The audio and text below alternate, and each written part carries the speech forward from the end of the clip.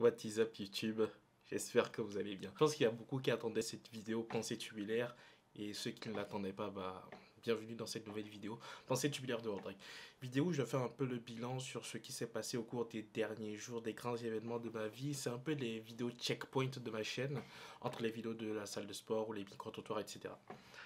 Pourquoi est-ce que j'ai pas fait de vidéo depuis un petit moment? C'est parce que si vous avez vu la précédente vidéo, j'étais rentré au Togo après une absence de 7 ans. Pour ne pas trop parler ou ne pas faire une vidéo trop longue, je vais mettre quelque part là-haut un lien vers la vidéo Rodrigue les origines où j'explique un peu comment j'ai fait pour me retrouver ici.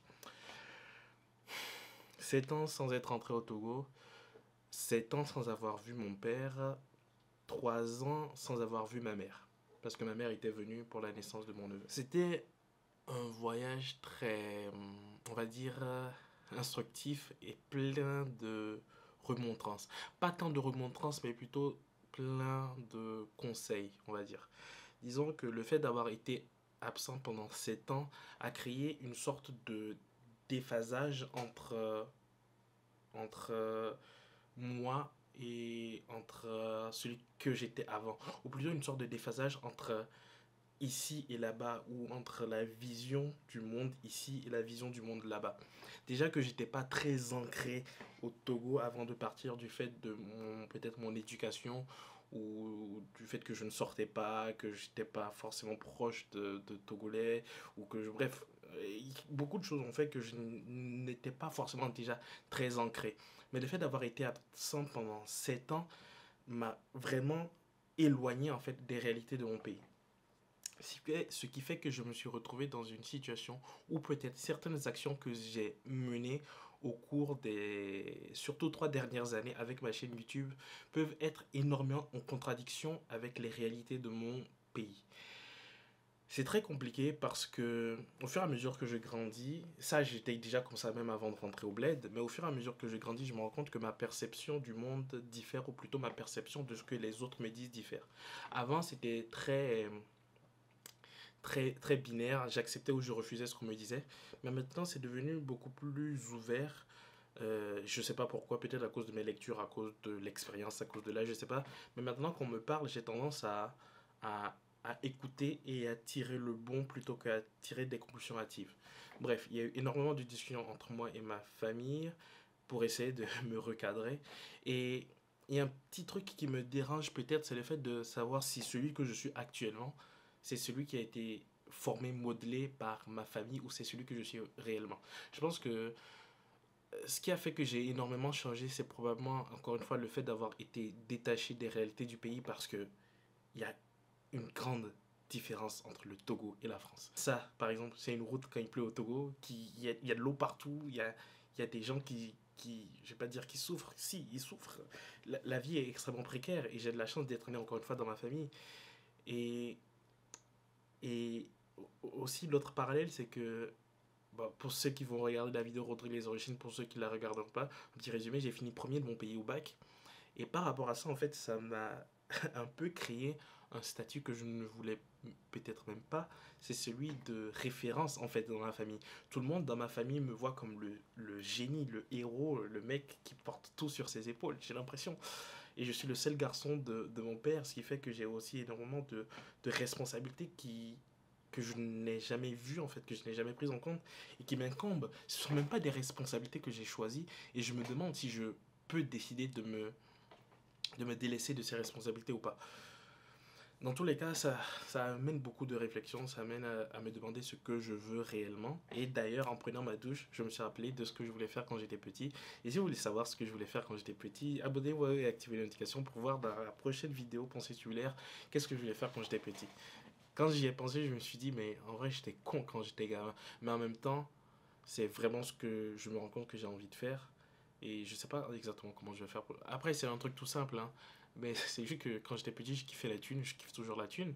En tout cas, j'aime l'idée de faire quelque chose qui rapporte de l'argent. Du coup, ça me semble logique que c'est ce que j'ai toujours voulu faire. Bref, c'est une autre parenthèse. Dans une prochaine vidéo, je vais détailler du coup ce que je voulais faire quand j'étais petit et que je pense que je vais commencer à faire au cours des prochaines semaines, mois, années. Non, il y a énormément de différences entre entre celui que j'étais avant de rentrer au bled et celui que je suis actuellement. Et encore une fois, plein de responsabilités qui m'encombrent que je n'ai peut-être pas choisi. Et je ne sais pas en fait, je ne sais pas en fait si celui que je suis aujourd'hui, c'est celui que je veux être ou c'est celui que les autres veulent que je sois.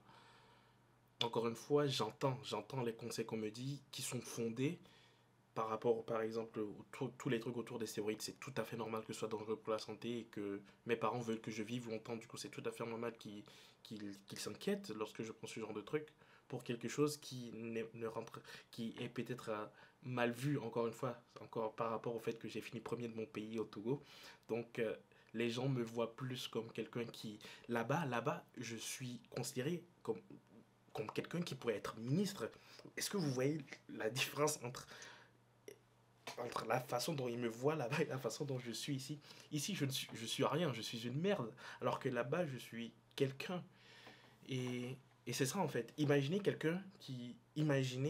Macron faire des vidéos YouTube en train de faire du développé couché, en train de faire enlever son t-shirt dans la rue à faire des trucs comme ça. Est-ce que vous voyez un peu?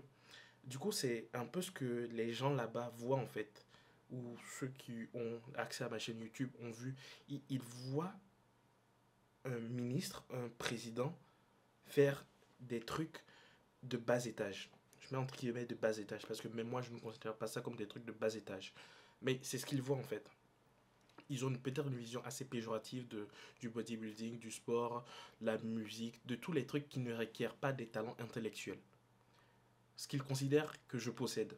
Et du coup, qu'ils trouvent absurde que je cache ces talents intellectuels pour poursuivre quelque chose qui ne soit pas lié en fait à mes capacités cognitives. Si c'est un sens que je sais pas si vous voyez ce que je veux dire. Mais en gros, ils s'attendent de moi à ce que je fasse des grands trucs pour le pays. Et au final, ce que je fais, c'est des vidéos sur YouTube. Et c'est ça ce contraste en fait entre la vision de mes parents, la vision de mes compères au Togo et la vision ici. Ici, ça ne dérange personne ce que je fais. Ça ne dérange personne que je poursuive certaines choses. Ça reste quelque part dans ce pays, en France, très individualiste. Et au Togo, on est très axé famille. C'est vraiment la famille. Je dis pas qu'ici, la famille, c'est pas important, mais là-bas, ici, vous pouvez dire, décider toujours au lendemain que ouais, je vais faire ça. Là-bas, il y a beaucoup de contraintes, de responsabilités qui font que c'est pas forcément possible de le faire. Et c'est ça en fait. Et avec le recul, encore une fois, je comprends ce que mes parents disent, ce que ma famille me dit par rapport au fait que, par rapport à mon pays, je sois quelqu'un d'important et que ici je sois personne. Ensuite, ça a été beaucoup de sujets par rapport au sport, par rapport à ce que je veux faire, par rapport à ce que je dois poursuivre. Il est clair que, encore une fois, par rapport à les réflexions que j'ai eues dans la douche par rapport à ce que je voulais faire, je dis beaucoup par rapport en lien avec ce que je voulais faire quand j'étais petit. Au cours des prochaines années, ou en tout cas des prochains jours, prochaines semaines, prochains mois, prochaines années, j'ai décidé en fait de. J'ai pas envie de me focaliser juste sur une seule chose et de me rendre compte plus tard que c'était pas la bonne chose à faire. Je vais continuer à explorer plein de possibilités. Je considère pas YouTube comme juste si quelque part c'est juste un passe-temps, c'est quelque chose que je fais juste comme ça et je me dis que peut-être ça donnera quelque chose. Mais en même temps, je ne me dis pas qu'il faudrait que j'arrête tout, que j'arrête le bodybuilding, que j'arrête le sport, tout ça, juste pour me consacrer à un doctorat. Je ne ferai. Le doctorat, c'est compliqué. Vous imaginez, on veut que je fasse un doctorat parce qu'au pays, c'est bien de faire un doctorat. J'ai pas envie de faire un doctorat, soyons clairs. Mais j'entends la logique derrière. J'entends la logique derrière. Si je veux pouvoir un jour contribuer au développement de mon pays, c'est très probable qu'il me faille, qu'il me fasse, je me perds dans mes paroles. C'est très probable que le doctorat soit nécessaire pour ça. Après, encore une fois, par rapport à ce que mes parents ont dit, il est clair que j'ai passé énormément d'années à étudier pour arriver où je suis maintenant. Et ce serait quelque part dommage de tout perdre pour me focaliser juste sur le sport. Donc, c'est tout ça pour dire que je vais essayer de mettre de l'énergie, continuer à mettre de l'énergie dans YouTube ou dans tous les trucs liés aux réseaux sociaux parce que je pense que ça peut peut-être donner quelque chose, on ne sait pas. Du coup, je continuerai. Par contre, en parallèle, je continuerai à monter en expertise dans ma formation, dans ce que j'ai choisi de faire dans mon école d'ingé en tant que data scientist, en fait, devenir juste un expert data scientist, je sais pas, en faisant des certifications, en peut-être un doctorat, je sais même pas comment on fait un doctorat, bref, peut-être un doctorat. Et voilà, l'idée c'est vraiment de continuer à monter en compétences là-bas et dans les deux domaines, et enfin dans les deux options que je vois pour le moment, pour ne pas avoir des regrets plus tard. Ensuite, il y a eu plein d'autres discussions sur le fait de prendre soin de moi, sur le fait de, de m'habiller élégant. Ici, je m'habille tout le temps en sweatshirt. Là, en dessous, je suis en débardeur. Merde, je suis en débardeur. Je m'habille un peu comme je veux ici parce que c'est pas. On va dire ici, l'habit fait beaucoup moins le moine que là. Au bled, je suis obligé de m'habiller correctement, de mettre des chemises, de mettre des costards et tout. Et c'est frustrant. Parce que c'est pas forcément le style vestimentaire que j'apprécie le plus. Mais derrière, c'est très basé là-bas sur la vision du statut social. Et encore une fois, le statut social que j'ai pas choisi d'avoir, quelque part m'impose, littéralement, ce statut social m'impose de m'habiller d'une certaine façon là-bas. Et la prochaine fois que je rentrerai, clairement, ce sera tiré à quatre épingles. Je vais être habillé comme un prince. Mais quelque part, mon père a aussi raison que le fait que l'habit fait clairement le moine. Et on va voir, en tout cas, je vais essayer au cours des prochaines semaines d'avoir un style vestimentaire plus respectable. Tout en gardant quand même ma personnalité parce que je kiffe les animés. On va voir si on peut faire un style respectable tout en kiffant les animés et en restant propre. Mais ouais, clairement, le fait de. Je suis complètement d'accord sur le fait que d'avoir un style vestimentaire propre, élégant, va complètement changer la façon dont les autres vont me voir en fait. C'est évident, c'est clair. Et par rapport à ça, il n'y a pas de souci. D'ailleurs, vous avez remarqué que ma barbe est beaucoup plus courte qu'avant. Juste avant de rentrer au bled, je l'avais complètement rasée pour éviter de choquer ma grand-mère. Parce que ma grand-mère, il faut pas avoir de barbe. Hein. C'est halam, non pas halam, mais c'est vraiment pas bien d'avoir de la barbe. Mon père est devenu beaucoup plus tolérant par rapport à la barbe. Par contre, il veut que je l'entretienne bien. Et c'est très plaisant, en tout cas, d'avoir des conseils de ses parents par rapport à ce genre de choses. Parce que, bizarrement, je ne sais pas si j'ai jamais eu ce genre de conseils, mais c'est très différent des instructions, des commandes que j'avais eues quand j'étais plus jeune là-bas. Et là, c'est beaucoup plus une sorte de discussion, d'échange, vraiment de conseils qu'il donne et qu'il me laisse le choix d'analyser et qui me laisse le choix, en fait, qui me laisse tout simplement le choix. Voilà. Ensuite, un gros sujet qui a été abordé là-bas aussi, c'était, c'était trouver une femme. Et ouais, c'est pas moi. Encore une fois, je vais pas choisir une femme comme ça. Je pense qu'il y a eu clairement au cours de ces dernières, non pas sept, de ces deux dernières années, des personnes avec qui j'aurais pu potentiellement me mettre en couple. Mais je vois pas l'intérêt de. Il n'y a pas le zing. Il y a eu que Laura, peut-être, où il y a eu le zing. Mais Laura, c'est une fille toxique. Du coup, c'est pas bon. Et il y a que avec elle où il y a eu le zing. Et avec les autres, il n'y a pas eu le zing. Je pense que de leur côté, peut-être inversement, elles avaient le zing, mais moi, j'avais pas le zing. Et je me rends compte que peut-être j'essaie trop de me focaliser sur le zing et peut-être que je devrais pas attendre qu'il y ait un truc magique qui se passe comme dans les animés, dans les dessins animés, dans les films, dans les séries et que c'est plus essayer de construire quelque chose progressivement et de voir où est-ce que ça va. Tu trouves pas une personne comme ça et le lendemain tu dis ouais je vais l'épouser.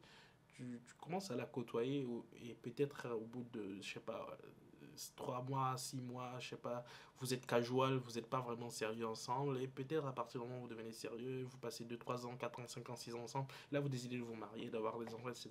C'est des trucs par étapes et je me focalise peut-être trop sur le fait que waouh, ça doit être magique tout de suite, waouh, je vais savoir que c'est elle, waouh, je vais l'épouser tout de suite. Alors que ça marche pas comme ça. Et c'est ce que je veux dire par j'entends ce qu'ils me disent. Ça prend du temps et il faudrait peut-être que j'élargisse plus mes horizons, mes possibilités et que j'arrête d'avoir peut-être ce critère de zing pour être en mesure de trouver une potentielle partenaire. Bref, beaucoup de sujets ont été abordés. Je ne vais pas rentrer dans tous les détails, mais la vie là-bas est extrêmement différente de la vie d'ici. Le fait d'avoir revu ça m'a clairement mis dans un nouvel état que je ne connaissais pas.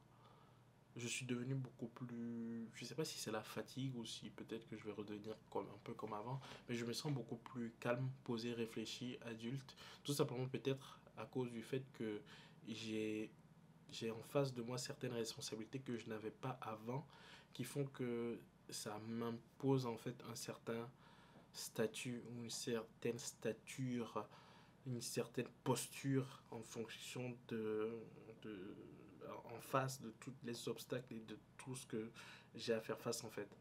Et je ne sais pas si c'est une bonne chose ou si c'est une mauvaise chose, mais c'est le fait de savoir que ce que je suis actuellement, c'est plutôt le fait de ne pas savoir si ce que je suis actuellement, c'est réellement moi ou si c'est le produit de mes parents, le produit de mon pays. Et c'est très frustrant de ne pas savoir ce que je veux moi réellement au final. Le fait d'avoir été tout le temps un peu perdu dans d'avoir tout simplement été tout le temps perdu a fait que je me suis souvent construit par rapport aux objectifs des autres et il y a eu très peu d'objectifs que je me suis fixé pour moi-même au cours des dernières années.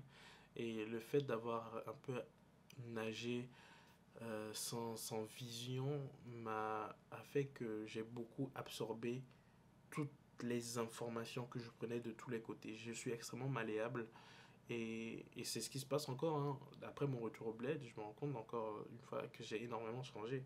Et c'est cette malléabilité qui, quelque part, je pense que c'est une bonne chose, mais en même temps qui est un peu dangereuse. Il faut que je prenne le temps de savoir qui je suis réellement et que j'arrête d'être le produit de ce que les autres veulent être. Je pense que c'est vraiment la grande conclusion de cette vidéo.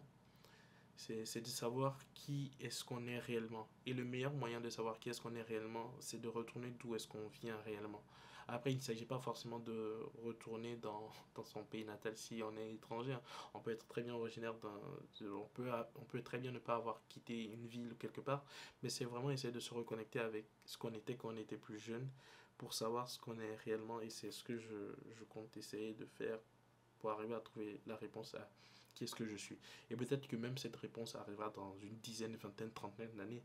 Mais l'essentiel, c'est de continuer et tout de même à essayer de réfléchir et à mettre des mots sur qui je suis réellement.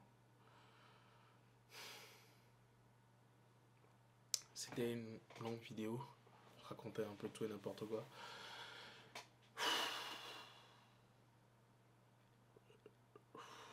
Ça me manque. Il me manque. Mes parents me manquent déjà. Ça faisait... En fait, c'est... On s'en rend pas compte, en fait, de la chance qu'on a pour ceux qui ont la chance d'avoir les parents, de la chance qu'ils ont de pouvoir passer encore du temps avec eux. Et c'est très important. Je crois que c'était dans son podcast de Tim Ferriss où il avait fait les statistiques sur le nombre de jours qu'on passait avec nos parents après qu'on quittait le foyer familial. Et c'était aberrant. Je crois que les enfants passent moins d'un an avec leurs parents après avoir quitté le foyer familial. Genre, j'ai vécu 16 ans avec eux, mais après ça, je vais les voir seulement un an. Vous vous rendez compte? C'est effrayant. Et juste pour ça, pour ceux qui ont la chance de pouvoir avoir leurs parents et de pouvoir leur rendre visite, passez le plus de temps possible que vous pourrez avec eux, parce que vous avez moins d'un an à passer avec eux en fait. Donc prenez conscience de ça et faites le maximum pour passer le plus de temps avec eux. Et je donnais l'exemple de Tim Ferriss, du podcast de Tim Ferriss. Je suis encore une fois très malléable et pendant le fait d'être arrivé dans cet environnement, ça m'a donné l'accès je sais pas, à plein de livres, à plein de lectures, à plein de trucs où en quête d'identité, j'ai absorbé et j'ai beaucoup pris des choses qui me permettaient en fait de donner un sens à la direction de ma vie.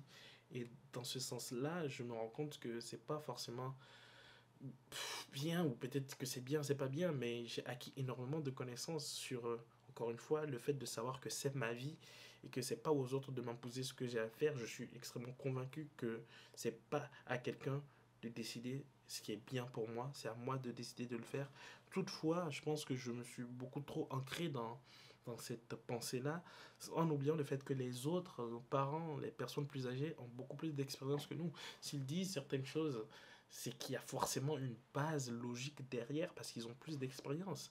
Et mes parents ne me veulent absolument pas de mal.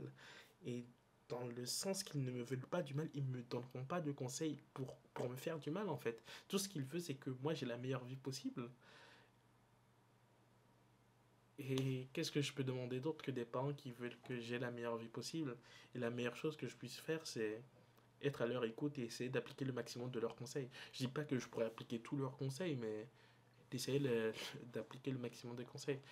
Bref, pour vous retrouver, revenez d'où vous venez, la base, pensez à vous quand vous étiez jeune. Écoutez les personnes plus âgées que vous parce que si elles vous disent des choses, c'est à cause de l'expérience qu'elles ont vécue, des expériences qu'elles ont vécues, elles ont beaucoup plus apprises. Et je pense que j'ai toujours été à l'écoute, un peu refermé par rapport au fait de ça, par rapport au fait qu'on me dise quoi faire avec ma vie. Mais je me rends compte qu'on ne me dit pas forcément quoi faire avec ma vie, mais on me donne juste des idées, de fenêtres, d'options que je pourrais choisir pour ma vie. Et que c'est pas imposé.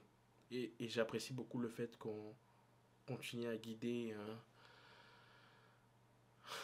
quelqu'un d'aussi ambigu, ambivalent que moi. J'ai du mal à regarder la caméra. Ça fait bizarre ça fait longtemps que j'ai pas fait de vidéo de pensée tubulaire. Bref. Euh, si vous avez apprécié la vidéo, je crois que j'ai tout dit. Je suis pas sûr. J'ai absolument pas scripté. Je scripte jamais mes vidéos. Il faut que je scripte mes vidéos. Bref. Je crois que j'ai tout dit. Si j'ai oublié un truc, je l'écris en commentaire. Bref, si vous avez apprécié la vidéo, vous savez quoi faire. Lâchez un pouce bleu. Si vous êtes nouveau sur la chaîne, abonnez-vous, activez les notifications. Je m'appelle Rodrigue. Il s'agissait des pensées tubulaires de Rodrigue. Et on va se retrouver très bientôt pour une nouvelle vidéo. Je vais recommencer les vidéos. Et plus longtemps pour un nouvel épisode des pensées tubulaires de Rodrigue. Mon père m'a offert, vu qu'il est militaire, il avait une veste. Ah, un manteau. Un truc militaire. C'est une vraie, hein. On peut mettre des trucs, des galons là-dessus. C'est une vraie. Ha. Bref, lâchez un pouce bleu, lâchez un pouce bleu. Abonnez-vous, activez les notifications. Ça fait vraiment longtemps que je ne l'ai pas dit. On va se retrouver très bientôt pour une nouvelle vidéo. Peace.